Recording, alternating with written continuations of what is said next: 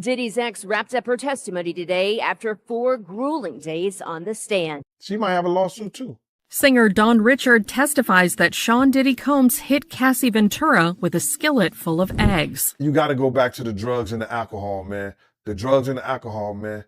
And those things will make you do strange things. What kind of testimony silences an entire courtroom? Not just quiet, not just tense, silent, no phones, no murmurs, just the sound of jaws hitting the floor. That's exactly what happened when Dawn Richard, a woman who once stood beside Diddy at the height of his empire, took the stand and dropped bombshell after bombshell. What started as a celebrity trial quickly morphed into something much darker, a full-blown unraveling of one of hip-hop's most powerful figures. Forget the rumors. Forget the headlines. What Dawn revealed was something the world wasn't ready for. Because if what she says is true, we've only scratched the surface. Diddy's ex wrapped up her testimony today after 4 grueling days on the stand. The defense hit her hard during cross-examination, asking her about a stint in rehab for PTSD, a rape allegation, and asking her to read explicit text messages from over the past 15 years. Richard accused Combs of sexual harassment, gender discrimination, and a hostile work environment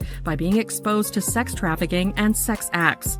She also alleged that she was a victim of false imprisonment. In her suit, Richard stated she was seeking compensatory and punitive damages, as well as other costs for post-traumatic stress, anxiety, and emotional suffering, and financial losses she suffered as a result of Combs' alleged behavior. Combs has denied her allegations. His lawyer told E! News in September, Mr. Combs is shocked and disappointed by this lawsuit. Richard's testimony in Combs' ongoing trial comes 8 months after she accused the rapper in a lawsuit of subjecting her to years of inhumane working conditions, which included groping, assault, and false imprisonment. The lawsuit, filed in September, obtained by E! News, stated, Mr. Combs frequently held meetings with Ms. Richard wearing only his underwear, despite Ms. Richard's protests and repeated requests for him to put on clothing. In her filing, the 41-year-old also alleged that Combs ordered her to strip down to her underwear, made demeaning remarks about her body, and entered her dressing room unannounced while she was unclothed, and touched her without her permission under the guise of showing the stylist what to do. No one expected Dawn Richard to be the one to flip this trial on its head. Known to most as a former Danity Kane member and close collaborator of Diddy's, Dawn wasn't some outsider reading headlines, she lived it. She was there in the studios, in the meetings, behind the scenes when the cameras were off and the masks came off. And when she took the stand, the energy in that courtroom shifted like a thunderclap. Because what she had to say didn't just support Cassie's claims, it exposed an entire ecosystem of fear, control, and unchecked power. She wasn't just talking about a boss being difficult. She was pointing at a man millions idolized and saying, "You didn't see what I saw."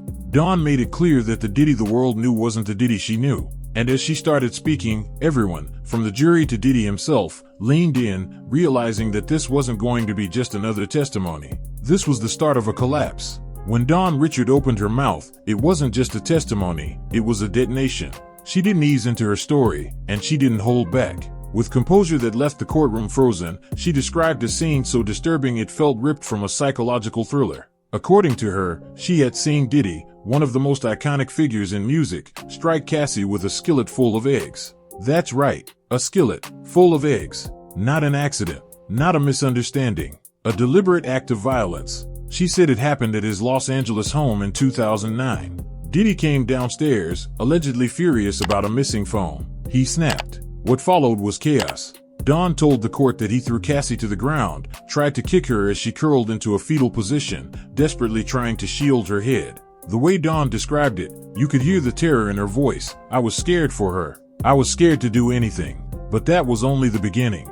Dawn testified that after attacking Cassie, Diddy wrapped his arm around her neck and dragged her upstairs. Moments later, she heard the unmistakable sound of glass shattering. That moment, she said, was burned into her memory. Because she wasn't just watching an argument. She was watching something far more sinister, a man with unchecked rage and a woman too terrified to fight back. And yet, this horrifying event was just one of many that Dawn hinted at. Her testimony pulled back the curtain on a pattern of explosive behavior. The emotional manipulation, the unpredictable temper, the way people around Diddy were constantly walking on eggshells, hoping not to set him off. According to Dawn, these were not isolated moments. They were a part of life in his orbit. She didn't deliver her testimony like someone looking for attention.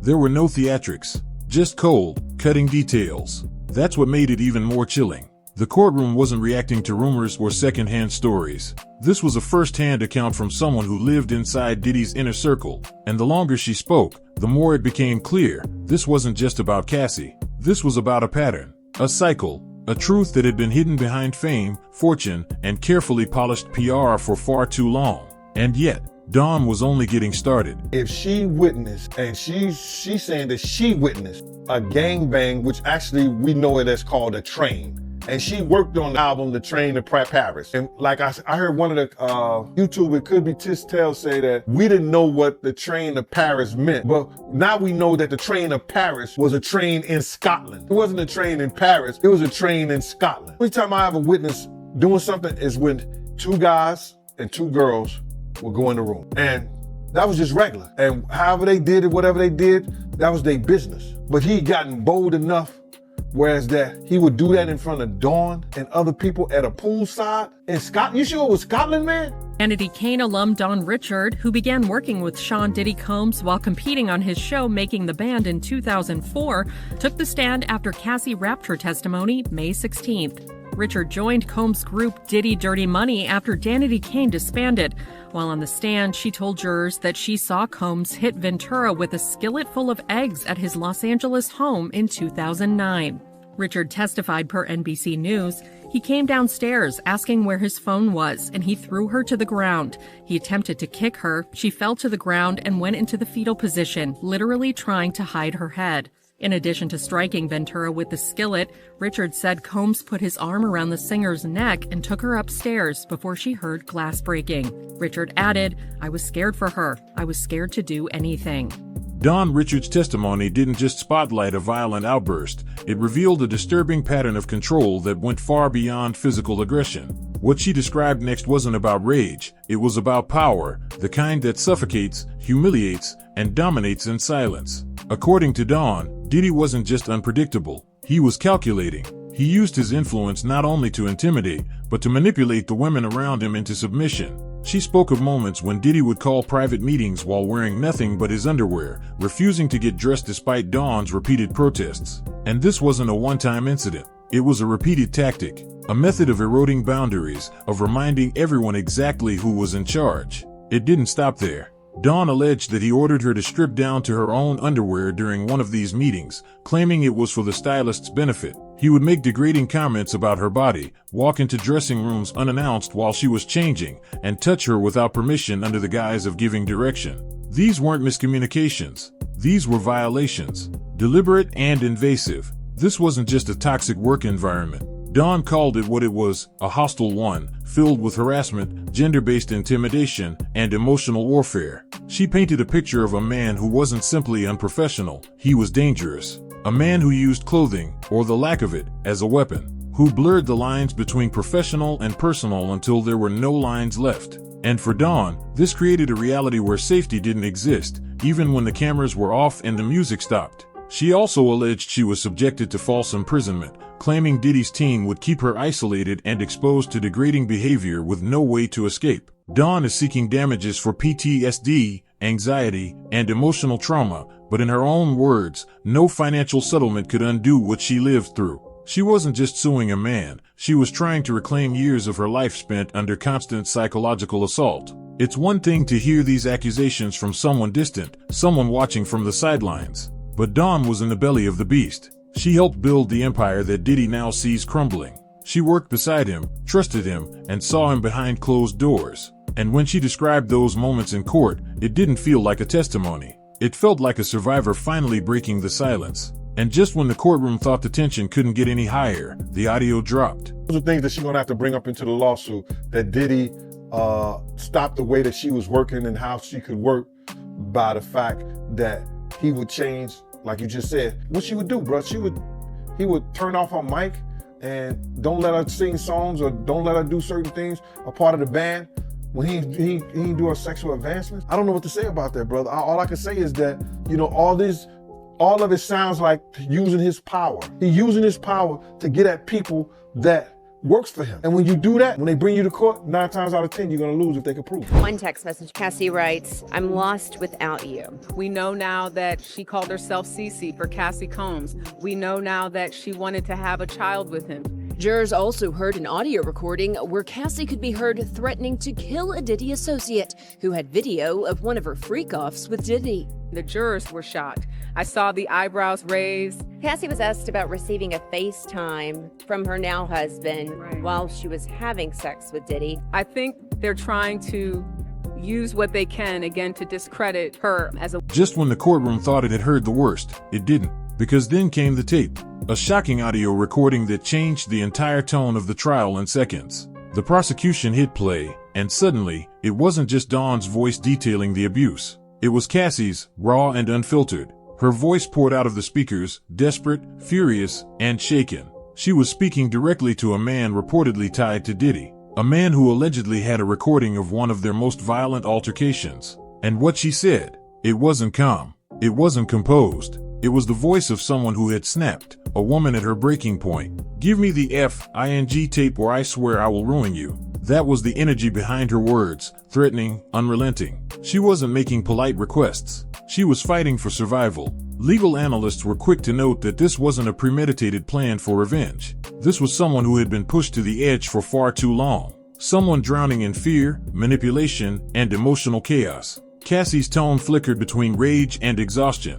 You could almost hear the years of psychological warfare in her voice. The recording wasn't just an outburst, it was a window into a woman who had spent years walking on glass, constantly questioning her own sanity, and now, finally snapping in the face of yet another betrayal. And what was this man holding over her? A recording, allegedly damning evidence of another violent encounter with Diddy. Evidence she clearly didn't want to surface. Not because she was hiding the truth, but because she knew what kind of power Diddy had. How many people he could reach. How far he was willing to go to protect his image. And how easily she could be destroyed in the process. As the audio played, the courtroom shifted. Jurors leaned forward. Reporters stared at each other. Even Diddy, who had up until now tried to maintain a poker face, visibly tensed. Because in that moment, Cassie's words weren't just heard, they were felt. It's one thing to hear accusations and legal filings. It's another thing entirely to hear the emotional collapse in someone's voice when they've reached the end of their rope. That recording was messy.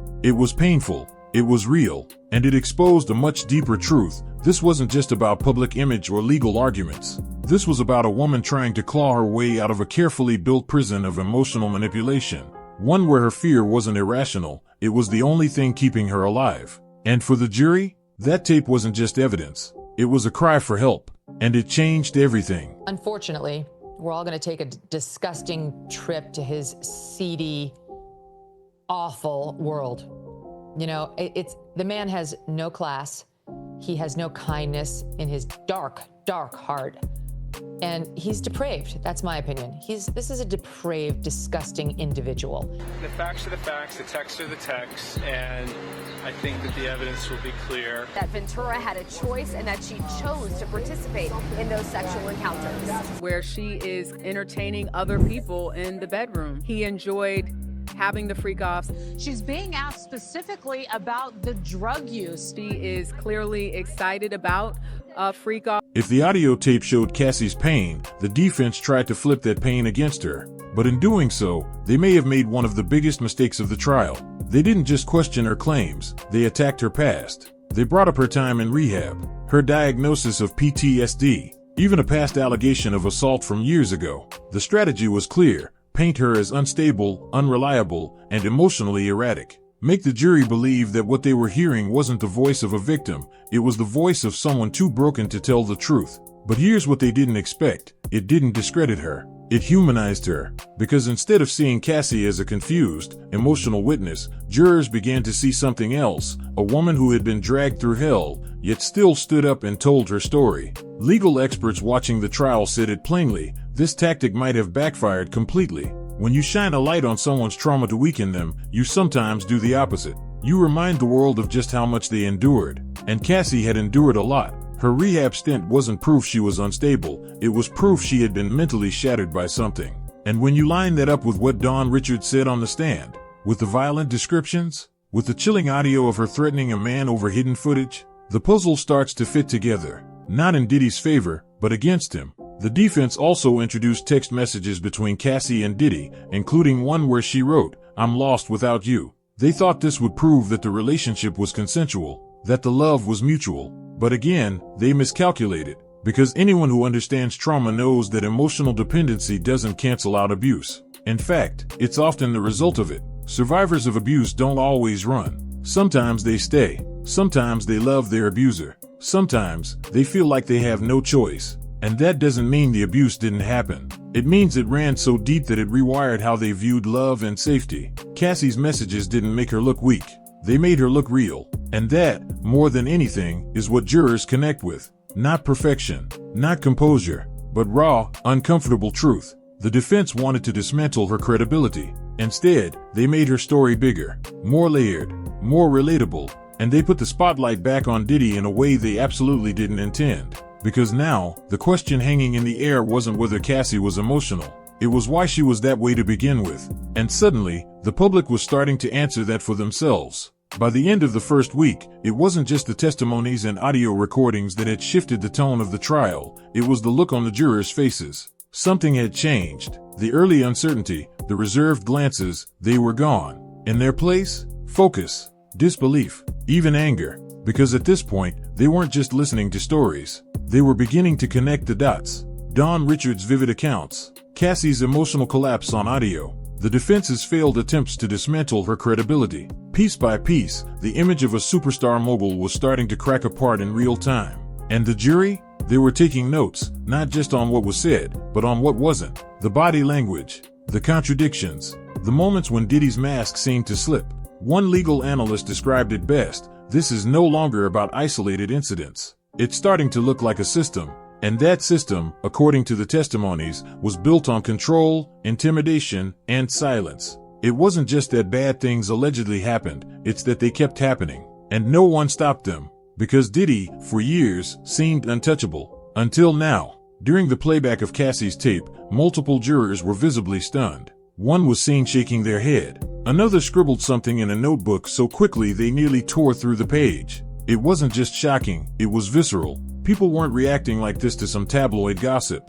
They were reacting like they had just been yanked out of denial. Because the story being built wasn't just about scandal, it was about a man who built an empire while allegedly abusing the people closest to him. And then there was Diddy's reaction. For someone who had once ruled the music industry with confidence and swagger, he now sat at the defense table looking cornered and visibly shaken. Reporters noted how his demeanor changed the moment Dawn began to speak. He leaned in toward his lawyers, whispered under his breath, and stared daggers at the witness stand. The calm, composed mogul the world knew was cracking, and the jury saw every bit of it. Because when a man who's known for dominance suddenly looks vulnerable, it says something. It shifts the balance of power. And that shift? It's not something the prosecution needs to say out loud. The jury feels it. At this point, the court wasn't just hearing stories, they were beginning to see a pattern. A pattern that didn't just make Cassie and Dawn look credible, it made the silence around Diddy look damning. And just as the courtroom absorbed the weight of what had been said, word began to spread. More witnesses were coming, and they weren't backing down. Just when the courtroom thought it had reached its boiling point, the prosecution made one thing clear: they weren't done. Not even close. Because more witnesses were coming. And they weren't just names pulled from the shadows, they were people who had lived in Diddy's world, worked under his command, shared studios, stages, and silence. Now, they were ready to speak. First up, Aubrey O'Day, another former Danity Kane member, a woman with her own long history of tensions with Diddy. She had spoken out in the past about his manipulation and erratic management style. But now, she wasn't giving an interview. She was stepping into the courtroom, under oath, ready to tell her side of the story. And the prosecution was counting on her to do more than just add to the drama. They needed her to establish a pattern, the same pattern Dawn Richard described in chilling detail. And it wasn't just Aubrey. Former employees were lined up to testify, too, people who once ran his meetings, booked his travel, worked in his homes. People who weren't just around the glitz and glamour, but the unfiltered chaos behind closed doors. These weren't disgruntled outsiders. These were insiders. And when insiders start talking, the entire narrative changes. Legal experts say that when you bring in multiple witnesses who describe similar experiences, it becomes increasingly difficult for the defense to argue that each story is a lie or a misunderstanding. Patterns become harder to deny, and credibility begins to shift like an avalanche. One story might be dismissed, two might be doubted, but 3, 4, 5, that's when a courtroom stops questioning the victims and starts questioning the accused. For Diddy, this wasn't just a legal trial anymore, it was a reputational collapse in slow motion. Every new witness who stepped forward chipped away at the image he had spent decades crafting. The self-made mogul, the cultural icon, the untouchable king of hip-hop. With each testimony, that legend lost more shine. What made the situation even more dangerous for Diddy was that these weren't just exes. These were colleagues, employees, people whose livelihoods once depended on staying quiet. And now they were choosing to speak, even at the risk of retaliation. That choice alone made their words more powerful, because when people put their reputations on the line to expose yours, the jury listens differently. The prosecution's strategy was simple: bury the myth in facts. Show the jury that what happened to Cassie wasn't an exception, it was the rule. A system, a culture built around fear, control, and silence. And the next voices waiting to speak, they might just shatter what's left of Diddy's defense. Diddy didn't just walk into that courtroom as a defendant, he walked in as a brand, a legacy, a man who, for decades, had dominated the music industry, fashion, media, you name it. He had spent years curating an image of power, success, and influence. He was untouchable, until now, because what unfolded in that courtroom wasn't just a legal battle. It was a slow-motion collapse of a public persona carefully built over decades. And the cracks weren't just showing, they were splitting wide open. Observers said it plainly: Diddy looked rattled. No longer the confident, smooth-talking mogul. No longer the man who controlled every room he walked into. As each witness testified, his body language changed: tightened jaw, darting eyes, clenched fists under the table. When Don Richard spoke, he leaned over to his legal team repeatedly, whispering. When Cassie's audio played, his shoulders tensed, and as former staffers were called to testify, he stopped hiding his frustration altogether. Reporters inside the courtroom noted that his composure didn't just slip, it cracked. The jury could see it, the public could feel it, and the contrast was impossible to ignore. A man known for orchestrating the spotlight now sat silently, under it, with no control over the narrative. And that kind of vulnerability? It's devastating for someone who's built a career on power. But this wasn't just about optics. Each testimony pulled Diddy deeper into a web of accountability he had dodged for years. Because behind the flashy suits, the platinum records, and the red carpets, a darker image was starting to emerge. One of a man who allegedly used fame as a shield. One who weaponized his influence, leaving the people closest to him scared, silenced, and scarred. The legal team tried to redirect the spotlight, pointing fingers at Cassie's past and questioning the motives of former employees. But the strategy was running out of gas. Why? Because these stories weren't falling apart, they were aligning. The details weren't conflicting, they were stacking. And the more that stacked, the less Diddy looked like a misunderstood genius, and more like a man whose empire was built on fear. Even outside the courtroom, the fallout had begun. Sponsors quietly distancing themselves. Media outlets shifting their tone. Fans flooding social platforms with disbelief, anger, and betrayal. The world was no longer debating if Diddy had skeletons in his closet. They were asking how many, and how long he had kept them buried. And as the trial barrels toward its next chapter, one thing is clear: Diddy's legacy won't be decided by his chart-topping hits. It'll be decided by the people who finally found the courage to speak. This trial isn't just about Diddy. It's not just about Cassie. It's not even just about Don Richard or the witnesses lining up to testify. This trial is about something far bigger: the power dynamics that thrive in silence, the manipulation that hides behind money and fame, and the psychological scars left behind when someone uses their influence to dominate others. Dawn's testimony wasn't just a revelation. It was a turning point. Her voice broke through years of industry silence and told the world what too many had only whispered about. And when you pair that with Cassie's voice, shaking, breaking, desperate on tape, it's not just evidence. It's an emotional earthquake. We've seen Diddy try to hold it together. We've watched the defense twist the narrative, hoping the jury would lose focus. But what's happened instead? The truth has gotten louder. The story's clearer. And the man once seen as invincible now sits under a microscope, exposed and unraveling. And here's what should make everyone nervous: this is just the beginning.